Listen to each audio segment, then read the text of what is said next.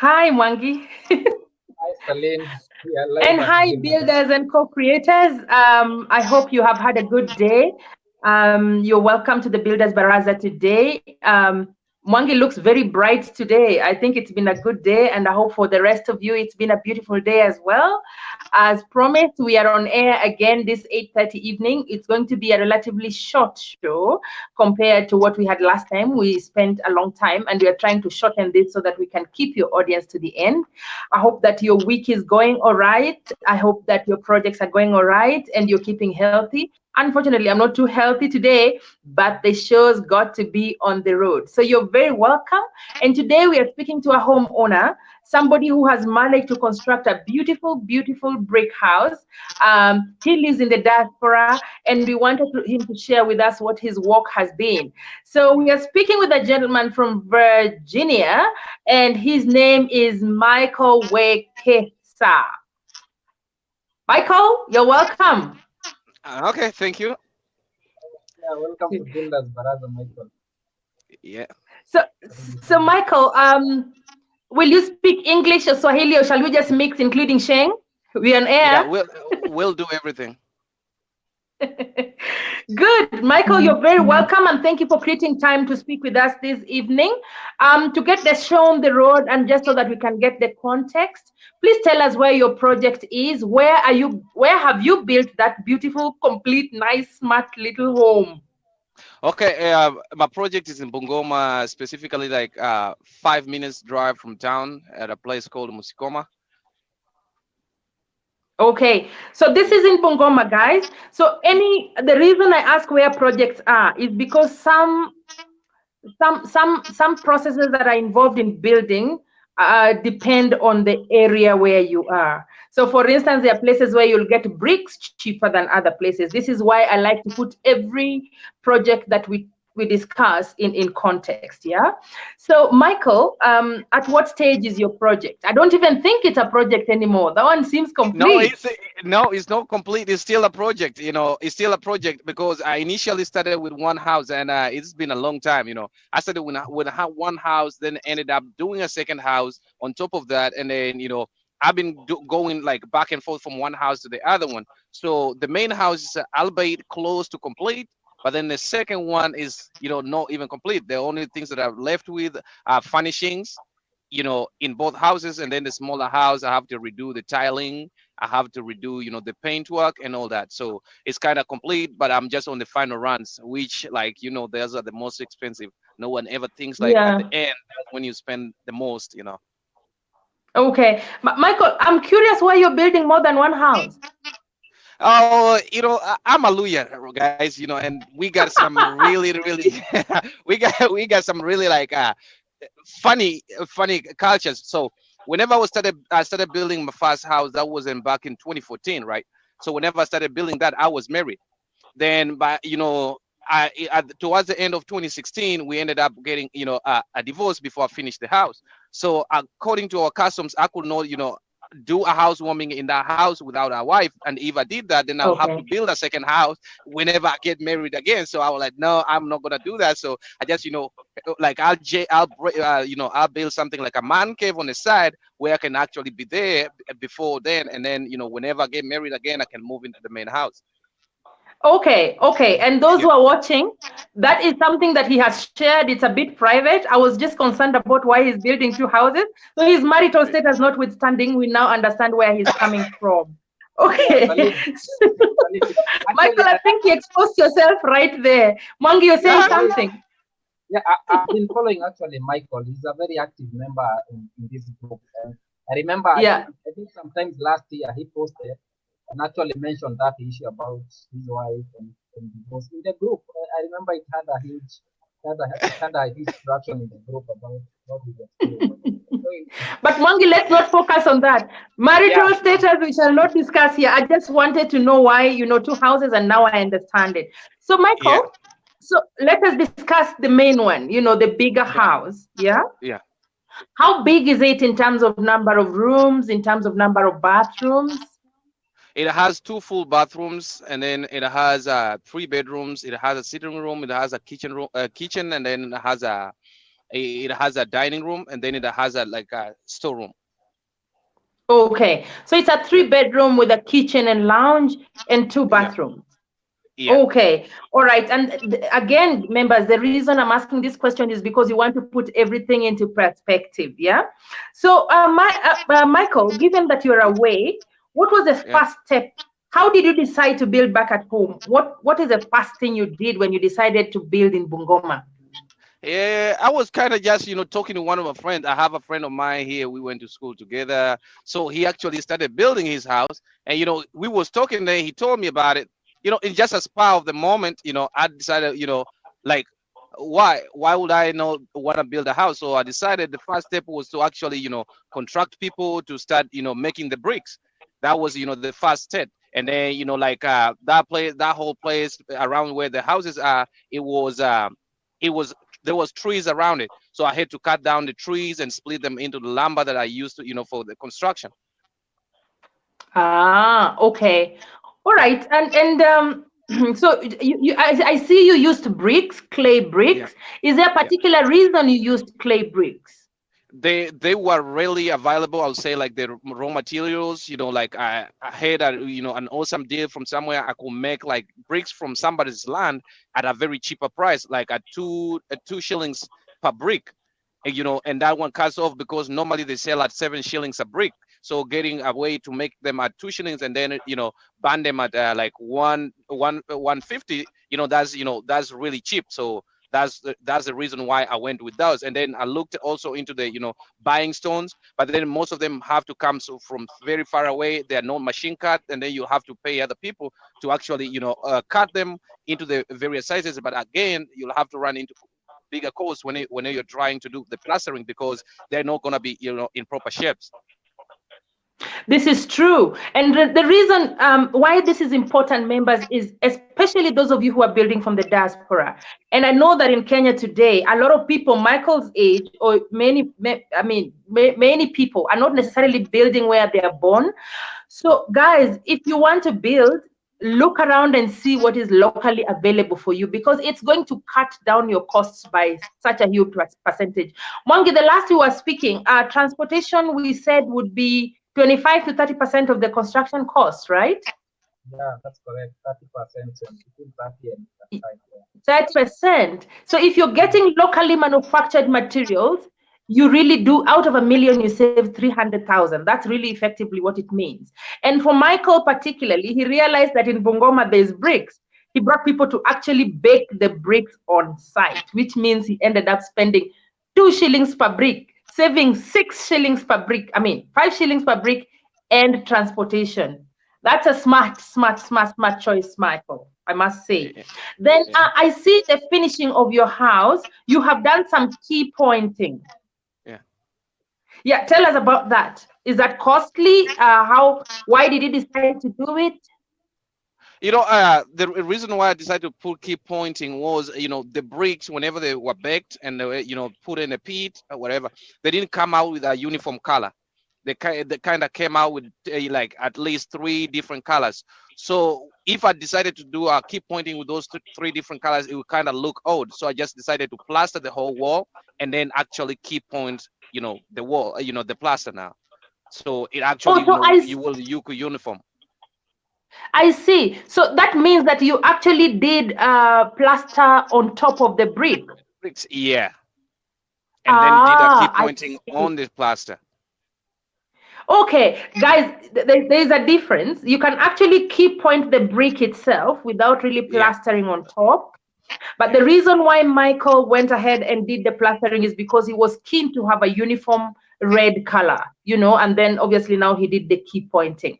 Guys who do not understand what key pointing is, it is those two black lines that go between like the bricks, and it takes quite some cement to do. So I know it's a finishing that you can usually postpone, but the impact in terms of beauty and aesthetics is very, very good.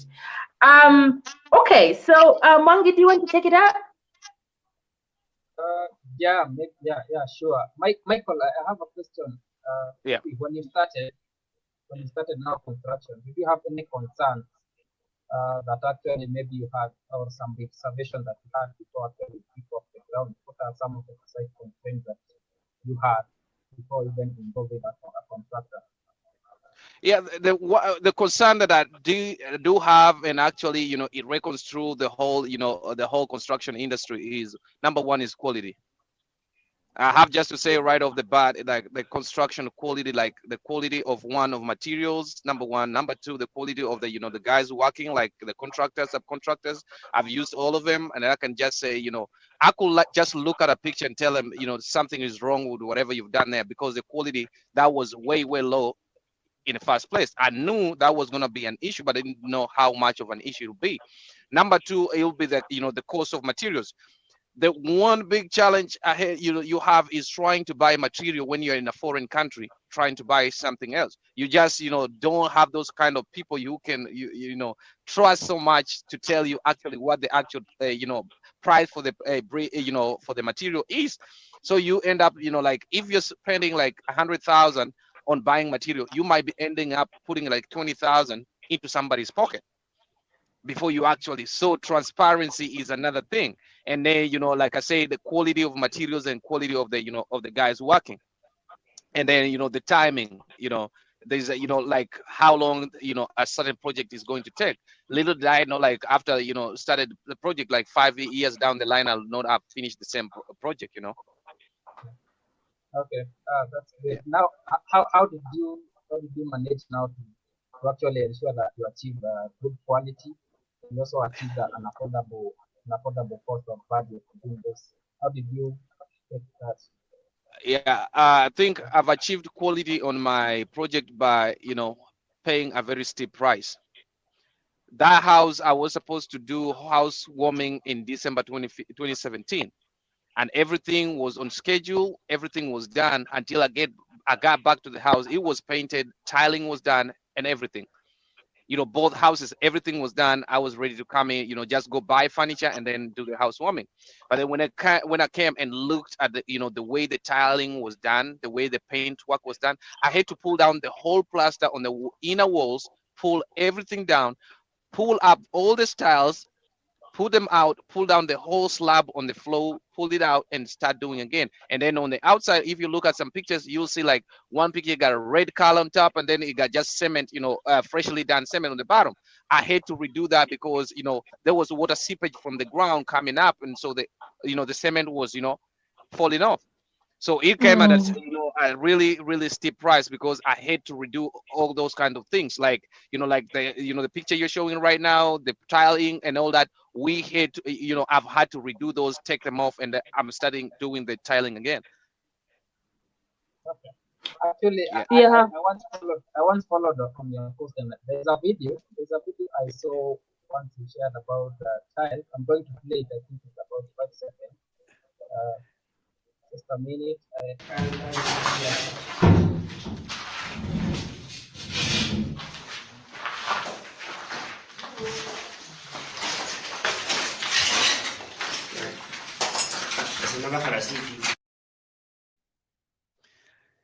Yeah, Yeah, that's this one. that's yeah, that's the second. That's actually the second, the smaller house. I had to do the same thing with a bigger house too. So you can imagine, and then like spend probably for the tiles and the tiling. I probably spent over 170,000 for the labor, the material, and everything. So I had to redo the whole thing a second time. Okay. Was it as Wow. a result of poor quality by Fundi, or what happened? Was it quality of No, the tile? yeah, the poor quality was from the from the technician side. It was poor. I asked them to do zero joints. I don't like spaces being put between tiles, so I asked them to do zero joints, and they flapped so bad. And whenever you're doing zero joint, anybody who has done it, they will understand, like, there's one of the hardest things to do, because even a single like mishap on one end, it'll show up throughout the whole the whole thing. It's not like you go wanasemanga ati ameficha makosa mahali fulani. You cannot do that. So it had just to show through the whole house. So I just looked at it and I'm like, there's no way I'm getting into that. So I had to pull up everything and redo it. So quality actually cost me so much on that project. Because like when you look at the paint, I have to redo the paint inside the main house twice, and then outside I've done like more than 4 times to even just achieve desirable results. Mwangi, do you want to explain what zero joint is for tiling? I think there would be value there for members. Oh, zero joint. Zero joint is when you have, usually when you are laying tile, there's this part where you have to grout. When you are doing grouting, there's that thickness between one tile and the other tile, and you have that I don't know how to say it, but when you say zero joint is when you have that tile and this tile actually are very adjacent to each other without any without any grout inside there. So you have actually to achieve it like a smooth ground. Yeah. I think that's the When best there's one no to space explain. between the tiles, when a tile touches the edge of the other tile, that Yeah, is then zero that is joint. And there zero are tiles joint. which are better suited for that. There are weathers that are better suited for that because, incidentally, Michael, in this place, because of the weather fluctuation and everything, um, a lot of contractors encourage people to use or builders to use grout and spacers. It's because Yeah. if there is it's too hot and it expands, then you don't lose your tiles. And if a Yeah. tile cracks, maybe the bottom is not too flat, Yeah. you can replace it without affecting the neighboring tiles. So Child. but that's just a by the way. I just wanted members to understand what zero joint is, because that's a terminology that's not too common for everyone. Mangi, carry on. Yeah, yeah. Michael, now on to a new one. Did you use any professional in your project? Did you use an architect, a QS while starting out? Yeah, it's funny because I kind of do my things universally. Like for you, you'll start with somebody to draw the plan, certify the plan. For me, I started the other side, the other way around. I had a vision of what I really wanted, right? So after having that, I kind of put those measurements on paper, and then put those measurements on paper. Then I talked to a contractor and told him what I actually needed. So the contractor is actually the one that put the measurements up to standard. Although he scaled down the rooms a little bit as opposed to what I really wanted, he scaled them down a little bit. But I was the one who actually came up with the plan. So I've used the like an architecture. I've used them at the end of this. Like I've had my house certified like probably 3 months ago after I had already built it. So I did things from the bottom up, because yeah, But because guys, sorry, carry on. so that one actually cuts costs if you really don't know. If you have an idea, you have a very good idea of what you really want, you can actually skip some steps and do them later, but don't try that in big cities where kanjo wako kila mali and all that. You lose everything. So that one you can do it like in my place. They didn't know anything about it, and then before they actually found out about it, I had already certified the plan. That's in 2019 when you look at the plan, but I actually started construction in 2014.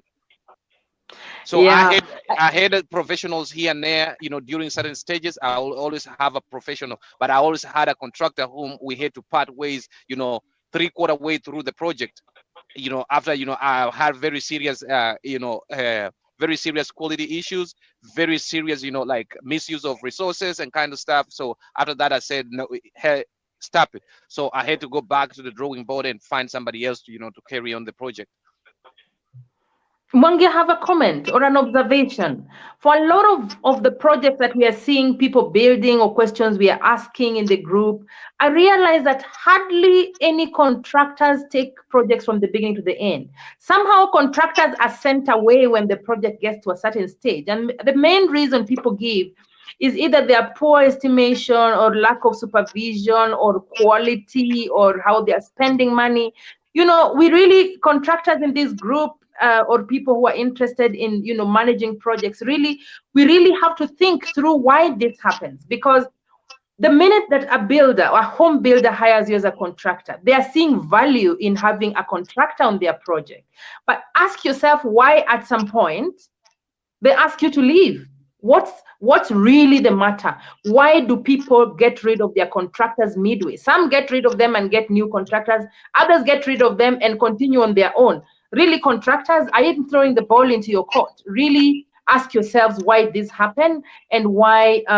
In fact, Mwangi, perhaps we should have a session with people who have built so they can tell us what frustrations they're having with contractors, because contractors are always sent away. You've Yeah, noticed that, and you're one. I think it's just lack of professionalism. Okay, when you look at the fundis, you look at the architectures. The thing is, like with my contractor, is somebody we went to school with. You know, so he kind of got to that point. He felt like he was comfortable just doing whatever he wants. Like the other guy says, I pay you to do this, then you do what you think I may like. I gave you straight Yeah. instructions. This is what I Yeah. wanted. So if at all you're going to deviate from our agreement, you need to come back and let me, like, yo, this is what's going on. We cannot do this. I think about, because I ended up, with the kitchen and the bathroom. I have the opening. There's always a smaller window on the back of the bathroom. He ended up putting that window straight into the kitchen, and on a plan that's not supposed to be there. So when such a thing happens, and you're a full contractor, because you misdid a few certain things, then that's not right. And then a tie beam, I pay for a whole tie beam for the whole house. He only did a tie beam for the outer perimeter wall, and then the inside rooms, he never put a tie beam on it. Wow. So whenever those such things came up, and then like after you put a tie beam, normally people do like three layers of bricks before you put the Yeah. trusses and start roofing. Yeah. He only put Yeah. two. So in my house, man, there's a That was boiler. a Like, shortfall. yeah, the house is a boiler because it gets damn hot, and you cannot even stay in the house because all the ventilators are actually in the roof, not in the house. So when such Yeah. things showed up, No, I don't and think then that contractor was qualified. Maybe he's a site manager calling himself a no, contractor. no, he got all the qualifications, but I think everybody knows anyone can have those papers. Actually, it's just Oh wow. how How I've unfortunate. actually seen people who don't even have those papers and they do a very awesome job. And there are those that That's got all right. those papers that actually just do like some else you'll even not want. And then he's a contractor because I picked him up from my friend. He was actually on my friend's work site, and I also gave him another customer, and he did the same thing on all the three of us. Actually, the last customer I gave to him, she put him in prison because he wasn't having it. All right. Contractors, you're headed to prison if nothing changes. Mwangi, can you take this forward, please? Yeah, I think this question about contractor, this is something we need actually to expound about who is a contractor and what do they do, because I think most people confused between who is a contractor and who is a fully, or Yeah. maybe an organized some kind of labor, because by law a contractor, even if you look from NTA, our contractor is defined and why they are actually approved with certain papers is because they can actually do something. You see, like any contractor certified by NTA has to have a certified engineer by the EBK for you to be Yeah. a contractor here in Kenya. But what we see around especially in residential project construction, we see everyone calling Mwangi, I themselves. can't hear you. Yeah, Salim? Yeah, I can hear sound, but I can't hear your words clearly. Okay. Project. Okay, so I was just saying, I think the conversation about contractors is something we'll take to another level, maybe in another session, so that we discuss Yeah. why is everyone on contractors and they know actually who a contractor is. So, Michael, Yeah. to the next question, I wanted to ask about approvals. Now, Yeah. contracting here in Kenya, you actually have to get approvals from the local government. How did you go about that? Yeah, all my approvals actually they were pretty, for me it was easy. Like within a week, I sent an architect back to the house. He took measurements of what was already on the ground, extrapolated that on paper, and then took it for approvals. It only took a week, and then the approval, I think it cost me like, for the guy, it cost me like 20,000 for him to produce the drawings and everything, and only cost me around 8,000 to have them certified. And then that was done within a week. And actually is because I think it was cheaper for me because he's actually a cousin of mine. So he went through the paces, me looking at him. He grew up me looking at him. So it was kind of easy that way, because he actually, like, they, whenever you get such people, they actually know some people whom they can leverage on to have the process sped up or something like that. But if you just did it yourself, you end up just spending a lot of money having to grease people's palms, and then you have to wait a little longer. So for me, I just went the easier way out. Okay. Yeah. I think your case is actually was very straightforward. I've had so many people actually have issues while getting approvals from the county government. Yeah. It Yeah, just so Kenya is a land of whom do you know?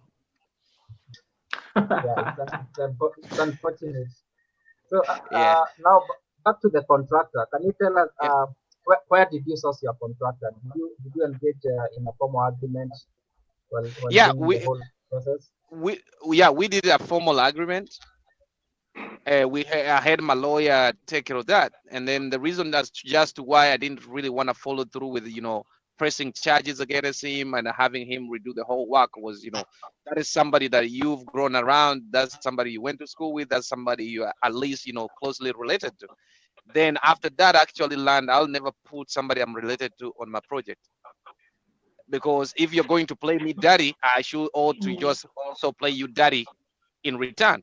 So I never, entrust anybody else that I know personally on my projects, because they take advantage of that and do it. And then whenever you try to press charge, people come around. Oh, those are that's your cousin. That's blah blah blah. So Yeah, yeah. And I this is a had a problem that many people in the diaspora actually face, yeah, that you trust somebody you know, or a family member, or someone you went to school with, and you want, them to work for you because you want yeah, to trust them. But on the other end of the stick is it's very short. yeah. They sort of get comfortable when they do not deliver as agreed, because them.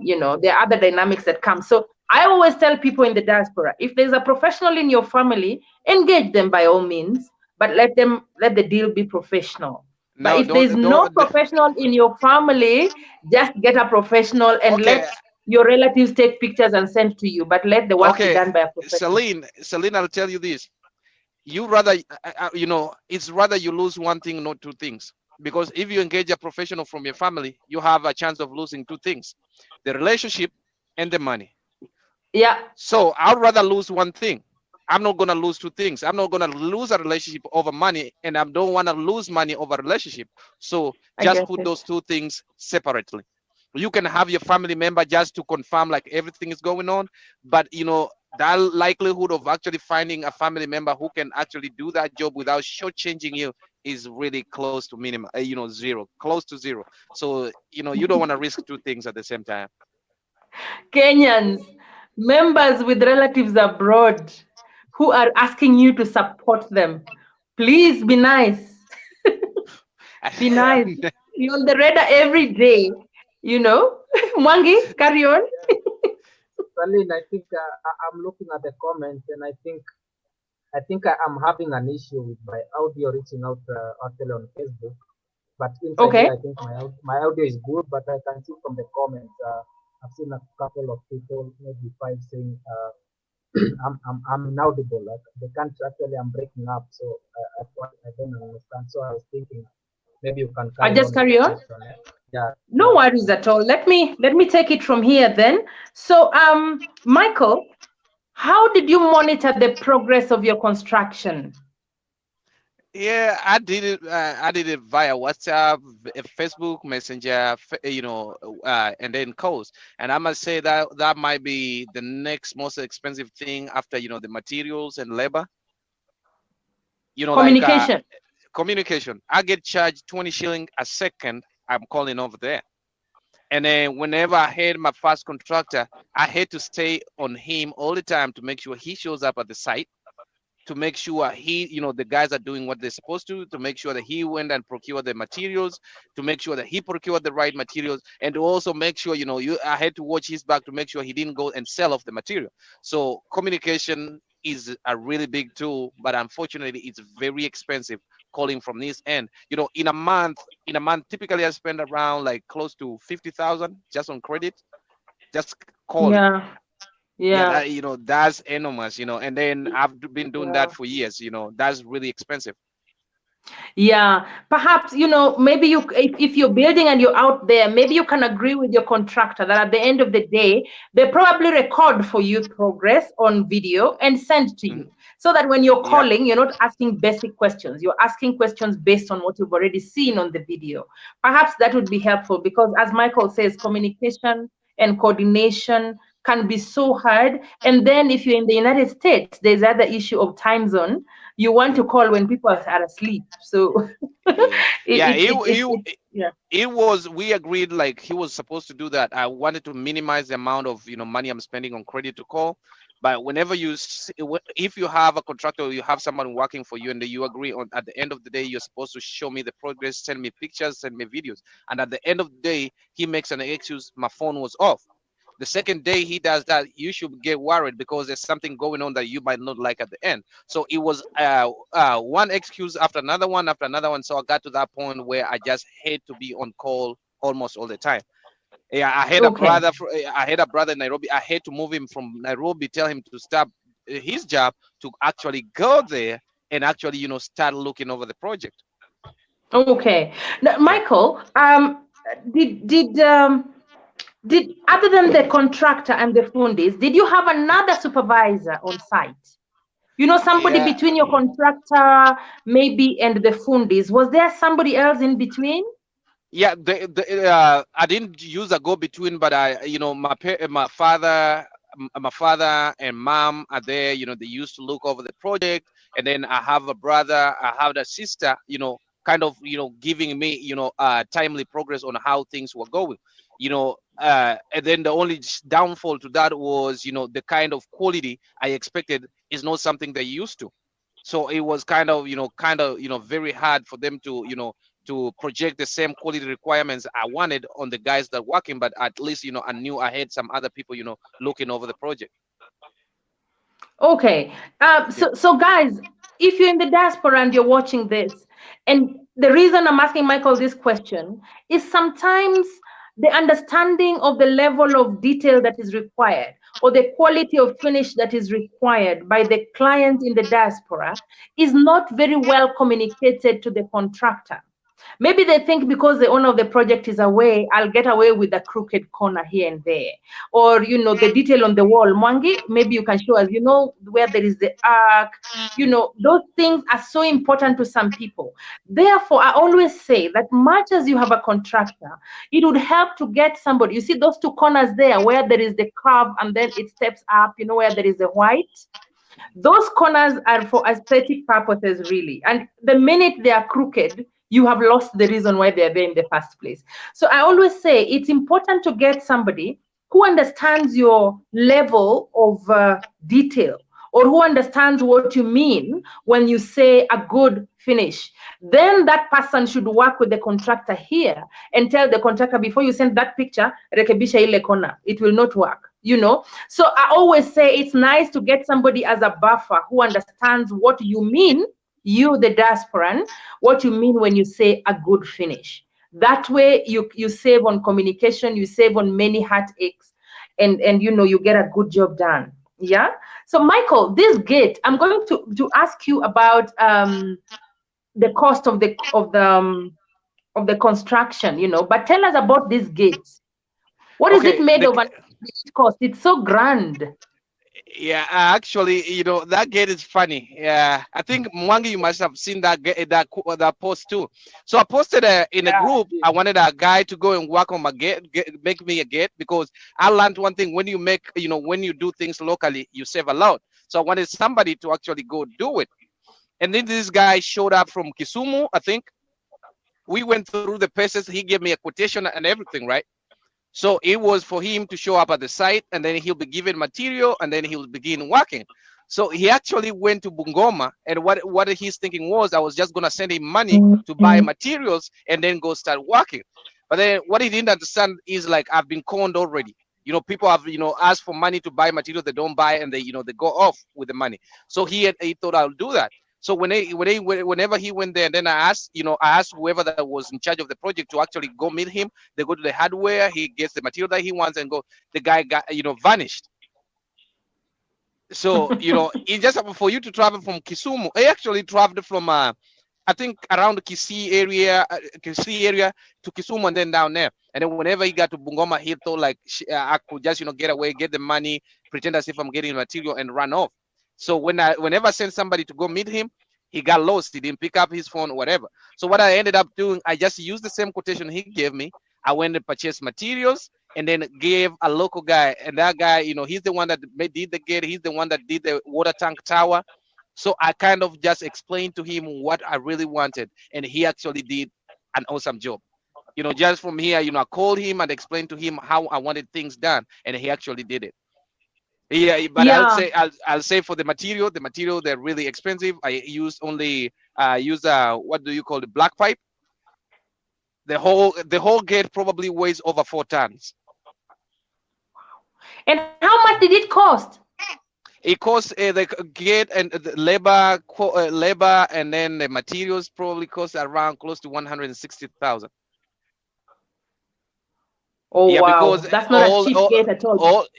all the sheets I had to use what is it, great gauge 16, and then use Yeah, black pipes, and then black pipes, like for the for the 2-inch black pipe in Bungoma, it sells for around 1,900 shillings. And I use yeah, like a ton of them. It's very sturdy, very strong, but it costs a lot. yeah, yeah. I Yeah, noticed that. Now, yeah. tell me about the water tower. Why is that tank hoisted up? I needed to use natural pressure. Yeah, please explain that to us. Okay, whenever you leave such a mass of water up there, the water will flow down by its own weight. So the weight of the water in the tank will be the one pushing the water down. So whenever you get up there, if you tap straight from the tank, you might be getting like 1 bar of pressure. But lifting it up, the tank is lifted 5.5 meters above the ground. By the time it got down, I had 8.5 bars of pressure at the downspout. So that one is enough to Exactly. lift up the water back into the roof of the house, travel over the roof, and then it actually travels like over 30 meters to my dad's house. He still uses the water, and it has very high pressure. So Yeah. So I just I don't wanted need you the to. pumps. You don't need pumps, Pumps. exactly. Yeah.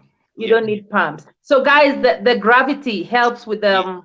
with the pressure of the water. You know how you Yeah. can open a tap and there is no water, or the pressure is very low, or if you have an overhead shower, the water Yeah. cannot go in and then back down because Yeah. of poor pressure. So if you want to save on having to replace pumps all the time, and you want to use the natural gravity cost and pressure cost by gravity, what you do is exactly what Michael did. And thank you for sharing that, because here we are learning. Tell me, what is the size of that tank? The tank is 10,000 liters.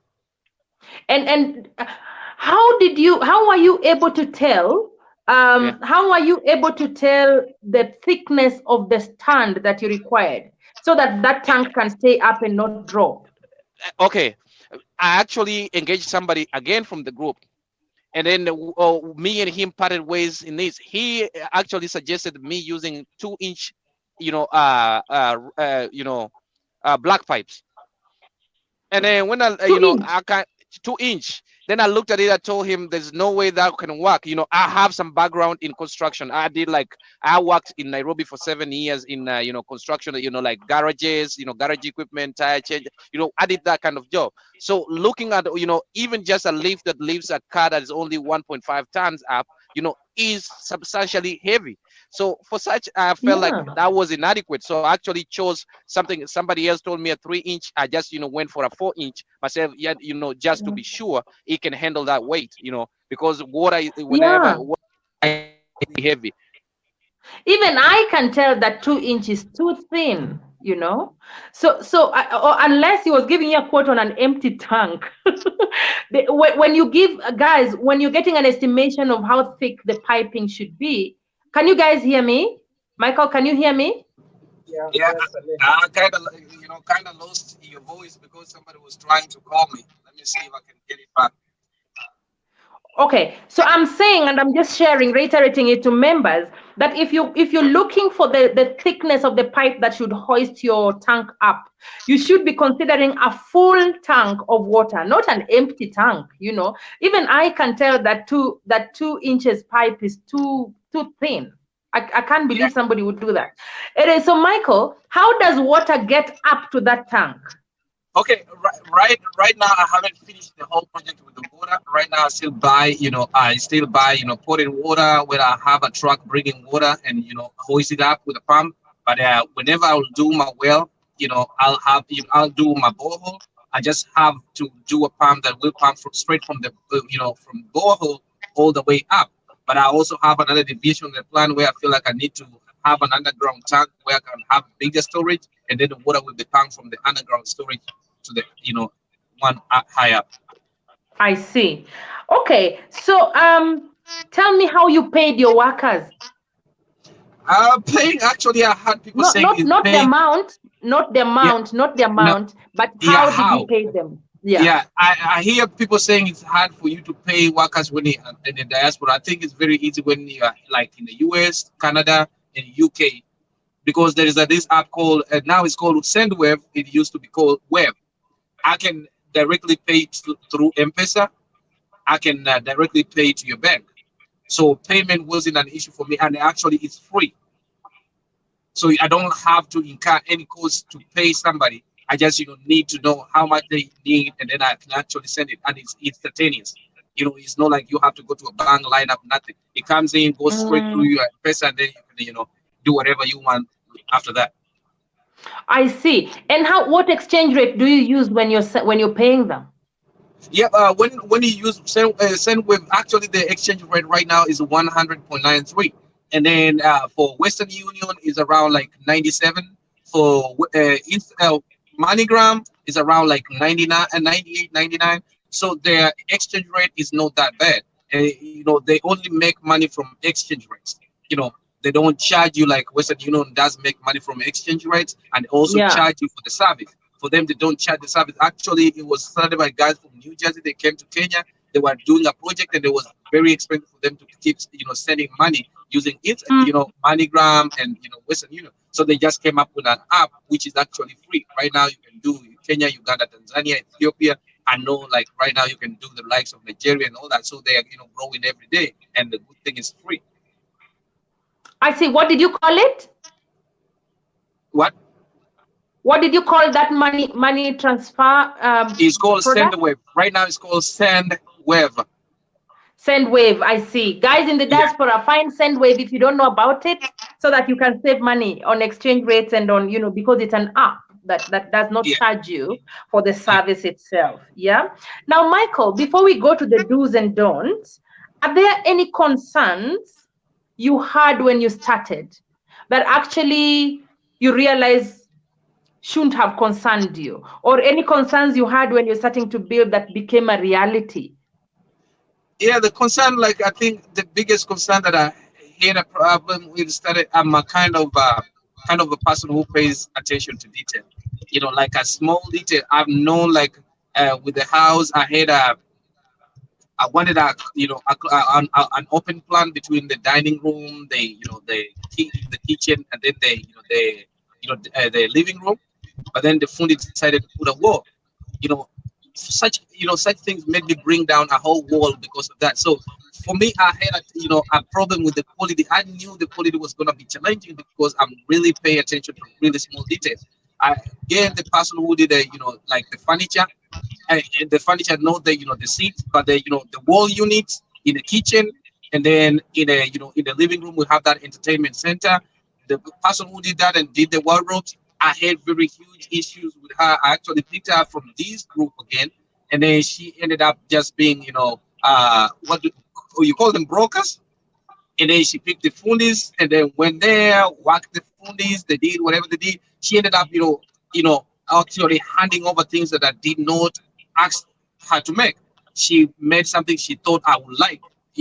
So I ended up to her, I will not pay the last amount, and then you can take off the whatever you made and then leave. So quality was a big problem, and it actually came through. And another thing is just getting swindled out of money.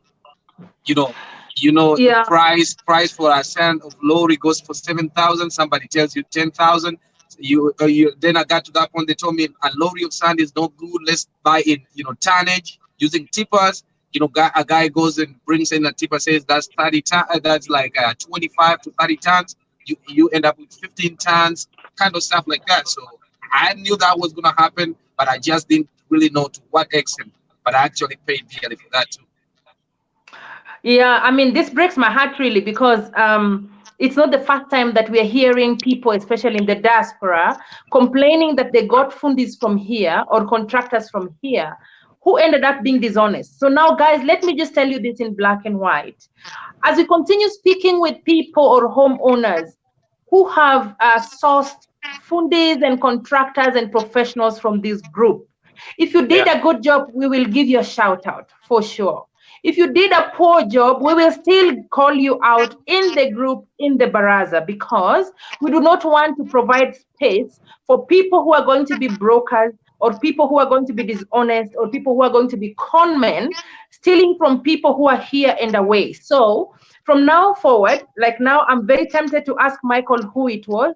I will not yet, but from next week, members, we will give shout out to people who have done a good job, and we'll call out providers and suppliers who have goofed. We just have to do that so that we put everybody on the alert. Yeah. Yeah, I think like the kind of thing you're running right now is a kind of a great idea, but the only thing you can really help yourself is one way or another. You have to find a way like of rooting out like those con guys we have in a group, posting as, contractors, posting as, fundis and kind of stuff, because you find out like Mwangi will tell you, I've had a lot, I don't miss my words. If you piss me off, I just take you head on. I've had, guys that try to, run game on me or something like, I don't hide it. I just put it out there. So whenever you meet such guys, in such a group, I felt like at least we have a platform where you can procure somebody who's, serious. Right. And if I go to west of, not hiring someone from Bungoma, I go all the way to Nairobi to hire you to do a job. Then you go there and then do even a worse job than somebody who will have done there. You've wasted my time, you've wasted my resources, and then you want to go back to the same group, and whenever somebody says something, you feel like it doesn't go down well with you, and then you want to start calling them names. You got a lot of those guys in there every day. Last week I had a spot out with so many of them. I did a solar project on my one of my businesses. I have a business aside from that. I did a solar project, so I gave a shout out to the guy who did the solar, because he actually did a great job. One is he did a project of 267,000 shillings. Guess what? He actually delivered the material, did the job before I paid him. Yeah, who was it? Who was it, Michael? That's called Gerard Ongeri. Jared Ongeri did a separate project for you, and it was a solar project. He got material, went, delivered before you paid him, and he did a good job. Before I paid him. And matter of fact, even right now, I still owe him 40,000 that I'm supposed to pay next week. Well done, Jared Ongeri. Well done, Jared Ongeri. Those are the kind of serious guys we need, because if you're going to tell me you as a fundi you cannot deliver material to a site or do something before you get paid. So I asked myself, what about me who's here? I've never met you, I've never seen you. How am I going to recover my money if you decide to go AWOL? But for you, if you go with the material on the side and then you're doing the job and it doesn't look like somebody's going to pay, you can pick up your material and leave. But then for somebody who's this far, all those guys that have worked in my house, most of them I've never met them. They go there expecting to meet me, and then they meet my brother or they meet somebody else. They do the work, I pay them, and then they're off. So we kind of, have very serious guys in the group, and we have so many jokers in the group too. This is true. So guys, Jared Ongeri has 1 star. If you have a solar project and you want him to do it for you, if you're abroad or you're here, find a gentleman called Jared Ongeri. Just like that, he gets a star. And in this regard, members, there is something that Mwangi and I are working on. We are actually creating an online directory where we will require you to actually register, and then we will get people who you have worked for to give you stars and give you qualitative recommendation, so that the people who are looking for contractors can actually come there and see the reviews. We are going to call it the Builders and Contractors Directory. We're already working on the digital part of it, and we will share it with you in due course. But just like that, Jared Ongeri gets the 1 star. Congratulations, Jared. Okay, so yes, Mwangi. Yeah, just before we move on, I think it's also good to mention that since I think Alel is here January. Somehow I can't hear Mr. Mwangi. What about now, Michael? Yeah, I also have problems. Somebody tried to call me, and then my audio switched from the headset to the phone.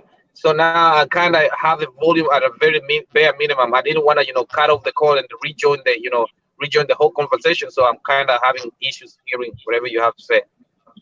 Okay. What about now? Can you get clear? Okay. Salina, I think maybe I'll just take it. Can I rejoin the conversation? Can I rejoin the conversation? Yes, absolutely. Yeah. Okay. Okay, Let me so do that. leave first and rejoin. So guys, while you're waiting for Michael to rejoin, I think it's a good time to reiterate on the matter of referrals, on quality work, on the directory that we are creating. And this is Mwangi's project. What Mwangi is doing is he is creating an online directory for builders, co-creators. By the way, even brokers are allowed to go in there. As long as you come in as a broker, we have no problem. But don't come in as a contractor or a fundi when you are a broker. So we will create the different pages where you can then put in your contacts. We will give you space to put in your projects that you have worked on. The people that you have worked for can then come and give you a star or recommend you or call you out if you did not deliver as they had agreed. That way we are creating a database that then members can refer to before they get somebody from this group. Because what we have realized is that we have very serious contractors and providers in this group, but we have as many jokers and people who are just not serious and dishonest. So it's a project that we've been working on. Thank you for picking us up, Michael, and thank you for calling out, for giving a shout out to Jared Ongeri. He has the first star. Yeah, so we are in the last part of our discussion. Mwangi, did you want to say something? No, I wanted just to mention that even as you say about the professionals, the contractors and the fundi being con men and brokers, dishonest brokers, we also look on the other side of whereby we have also clients who are also con clients. I've seen so many professionals also complaining they've been conned by people pretending. This is true. Clients. This is true. So there's going to be a pay. It's going to be a whole, it's going to be a platform where we can call out such people as well. Yeah. Yeah, I think that one will put people at least a little bit in check, because we all know I can just con you money, and then there's probably no way you can take me. I will keep running in circle. But you have to look at it as a professional. You have to look at this way. Whenever you con a client, you're not just conning that client, you're destroying your career. Because like here we are used to, like, if I want to get somebody to work, I have to look at their Google ratings. I'll go there and see how many stars they got. Even just going into a restaurant to eat, I look at the ratings on Google or Yellow Pages or whatever. I look at it and I'm like, I'm not going to that. So you do something wrong, they'll call you out, and anyone who can get on Google, they will look at that before they even come to So I think at that given rate, most people will be losing jobs. Yeah. Michael, I wanted to ask you before I forget, because I know this is a question many members have. How much did your project cost you? The big house? The big house, my budget was for 3.5 M house. But I think right now for the main house, I'm running, with the finishing and, whatever I want in there, I'm running north of 6M right now, because of the items, like the kind of, appliances I'm putting in the house and all kind of stuff. So I'm running a north of 6M right now. Oh, because of the appliances and all? Yeah, because I think the appliances alone have cost close to 1M already, and I've not finished all of them. So the house and the finishing without the appliances, without the appliances, I'll say like right now I should be a little bit over 4.5M right now. Wow. And yet you used bricks which you made on site? Yeah, which I made on site. I think where the oversight came from, and then that's where it really hit me so hard, is from having to redo all the tiles, having to redo all the paint work, having to redo some part of the walls and kind of stuff, those ones. And but also like the main house, the ceiling board is not like a traditional ceiling board. The ceiling board is actually of cast concrete. So is it concrete? It's concrete. Oh. So that really also costs a lot. And then the why did you want a concrete roofing? Okay, we have a problem, like I think 2 months ago somebody tried to break into the house, They could not break through the doors because the doors are really reinforced, so they went through the roof, and then they could not break through into the into the house because there's a reinforced concrete on top of on the ceiling board. So that's just for Mm, kind of security. And then the kind of, I mm. didn't want to go with gypsum. I know gypsum is more malleable, you can get more designs out of it, but I have serious concern issues with gypsum being long lasting and all kind of stuff. So I just decided to go with concrete. Concrete.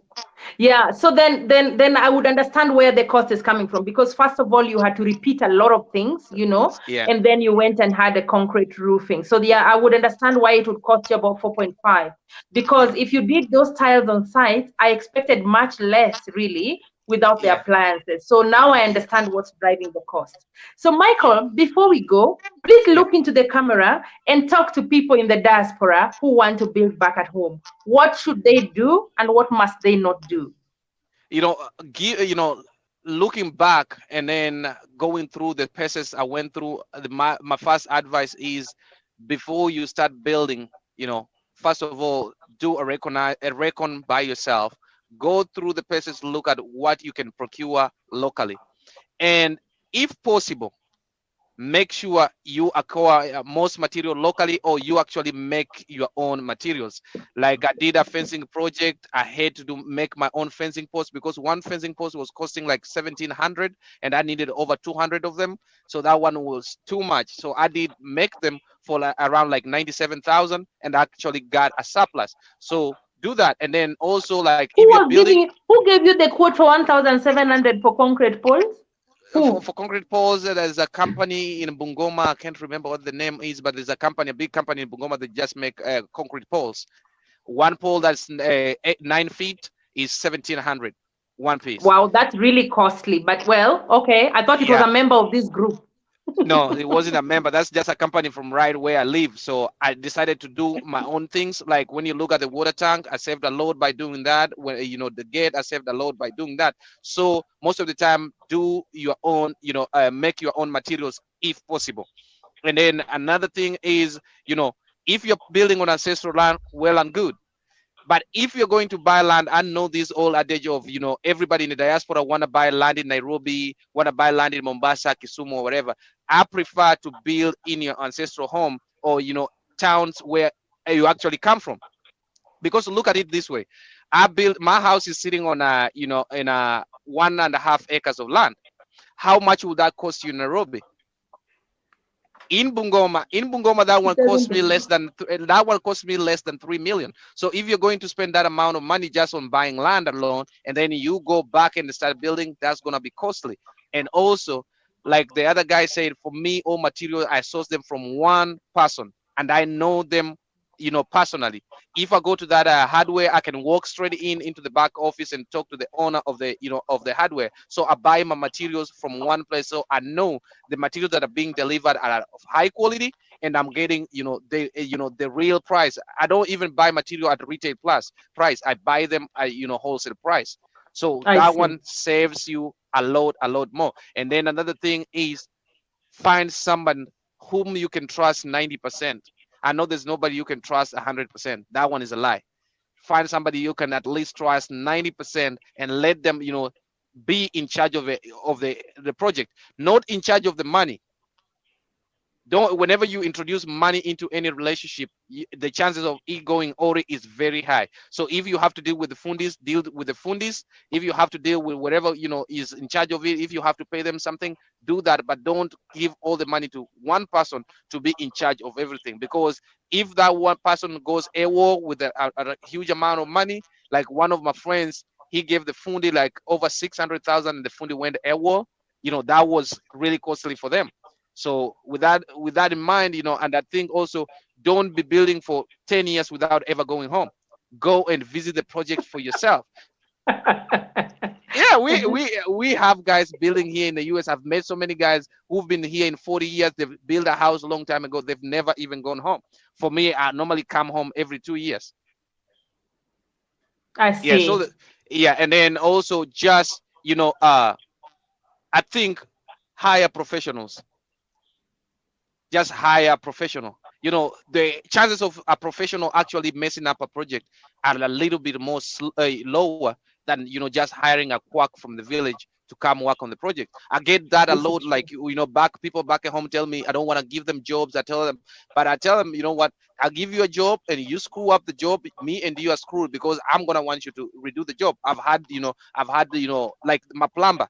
I did plumbing in that house 6 times because the first time I used my uncle, he screwed it up because I wanted plumbing, hot water and cold water, coming in and all that. So he mixed up all the pipes. Whenever they went for testing, nothing was working. I had to pull down the whole plumbing, redo the whole thing, and then he kept on, doing something wrong. So I ended up telling him, you have to fix that at your own cost. So he ended up the 6th time, he actually fixed it at his own cost. So when you look at such things, it's easier for you to just hire a professional for once. And if there is a few mistakes that you need to rectify, it's easier than having to start everything all over again.